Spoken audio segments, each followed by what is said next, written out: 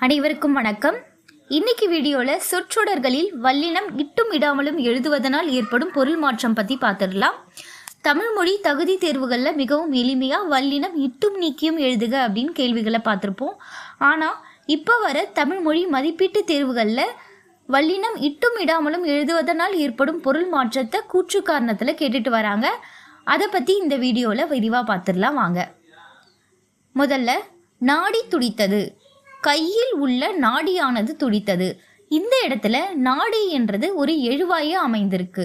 அதனால எழுவாய்க்கு பின் வல்லினம் மிகாது என்ற ஒரு விதிப்படி இதுல வல்லினம் மிகாது.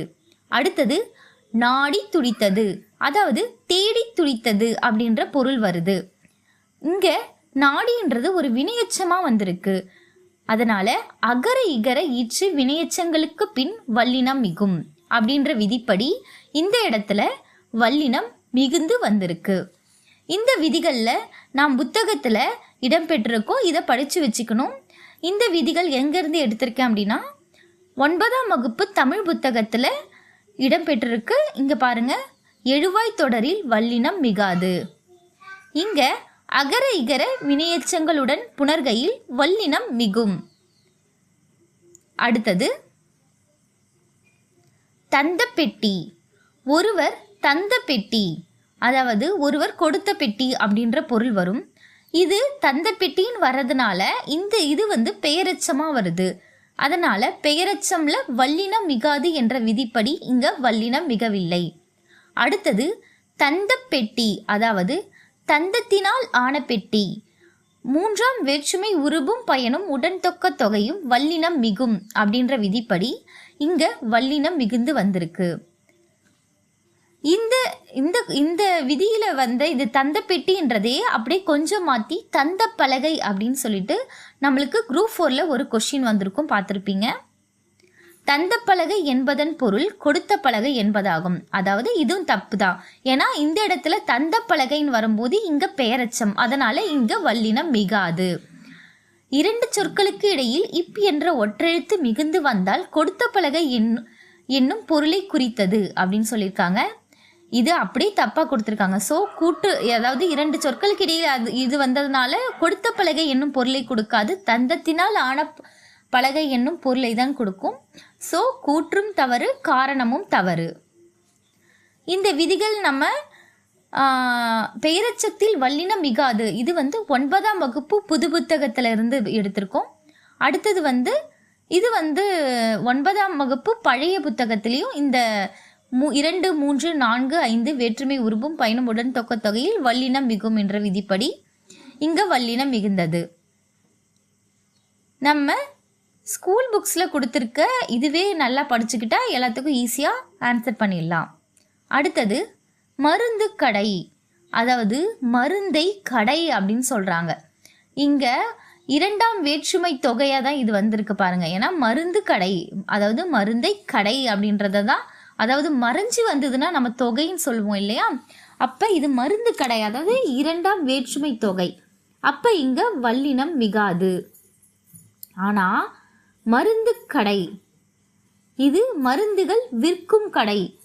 அப்போ சில மென்தொடர் குற்றியலுகங்களில் வல்லினம் மிகும் அப்படின்ற விதிப்படி இங்க இக் என்ற வல்லினம் மிகுந்திருக்கு.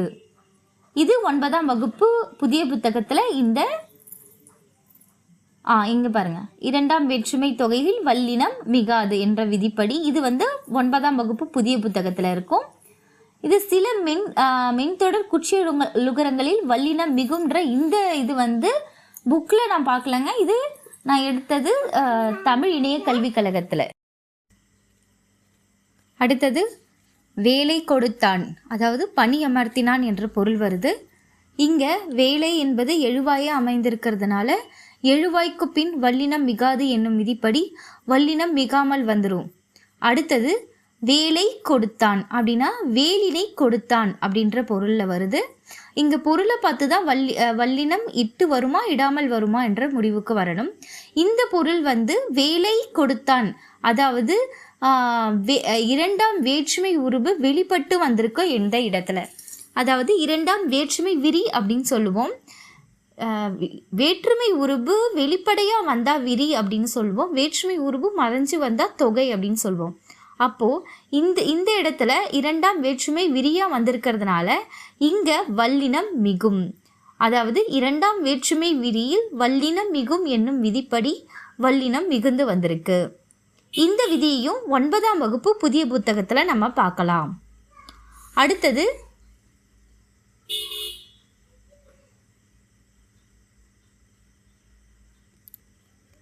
தேரை கண்டான், அதாவது தேரினை கண்டான்.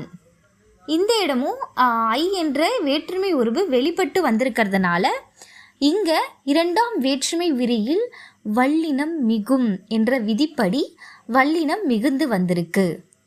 அடுத்தது தேரை கண்டான், அதாவது தேரை என்னும் உயிரினத்தை கண்டான். அப்போது இந்த இடத்துல தேரை அப்படின்றது ஒரு எழுவாயாக வந்திருக்கிறதுனால நம்ம ஏற்கனவே பார்த்தது மாதிரி எழுவாய்க்கு பின் வல்லினம் மிகாது என்னும் விதிப்படி இங்கே வல்லினம் மிகாமல் வந்திருக்கும்.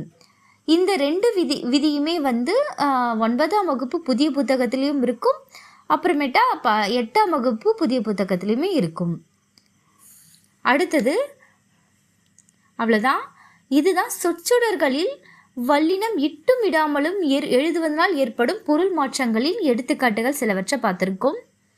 இந்த மாதிரி வல்லினம் இட்டும் இடாமலால் ஏற்படும் மாற்றங்களில் முதல்ல வல்லினம் எந்த இடத்தில் மிகும் மிகாமல் இருக்கும் என்ற விதிகளை படித்து வச்சுக்கிறது ரொம்ப முக்கியம். இந்த விதிகள் 9ஆம் வகுப்பு புதிய புத்தகம், 8ஆம் வகுப்பு புதிய புத்தகம், அப்புறம் 7ஆம் 8ஆம் 9ஆம் 10ஆம் வகுப்பு பழைய புத்தகங்கள் எல்லா தமிழ் புத்தகத்திலையுமே வல்லினம் மிகுந்தும் மிகாமல் ஏற்படும் விதிகளை கொடுத்துருப்பாங்க. அந்த விதிகளை ஃபஸ்ட்டு நல்லா படித்து வச்சுக்கணும். இல்லை தெளிவாக படிக்கணும், எல்லாமே வரிசையாக படிக்கணும் அப்படின்னா தமிழ் இணைய கல்வி கழகத்தில் மிகவும் தெளிவாக கொடுத்துருக்காங்க. அந்த வெப்சைட் போயும் ஒரு வாட்டி விசிட் பண்ணி பாருங்கள். அங்கேயும் உங்களுக்கு ஒரு நல்ல கிளியர் நாலேஜ் கிடச்சிரும். ஸோ இந்த நம்ம விதிகளை முதல்ல நல்லா படித்து வச்சுக்கிட்டோன்னா அது எந்த பொருள்கள் கீழே வருது அப்படின்னு பார்த்துட்டு அதுக்கு ஏற்ற மாதிரி நம்மளுக்கு வல்லினம் மிகுந்து வருமா, இது எழுவாய் தொடராக வந்திருக்கா, இல்லை வினையச்சமாக வந்திருக்கா, இல்லைனா இரண்டாம் வேற்றுமை விரியாக வந்திருக்கா, அந்த பொருளை பார்த்துட்டு அந்த பொருளுக்கு ஏற்ற மாதிரி நம்ம இந்த இடத்துல வல்லினம் வருமா வராதா அப்படின்னு சொல்லிட்டு கூற்று காரணத்தில் கேட்கும்போது ஈஸியாக ஆன்சர் பண்ணிடலாம். இந்த வீடியோ உங்களுக்கு நிச்சயமாக பயனளிச்சிருக்கும்னு நினைக்கிறேன். இந்த மாதிரி தொடர்ந்து வீடியோ பார்க்க நம்ம சேனலை சப்ஸ்கிரைப் பண்ண மறந்துடாதீங்க. தேங்க்யூ.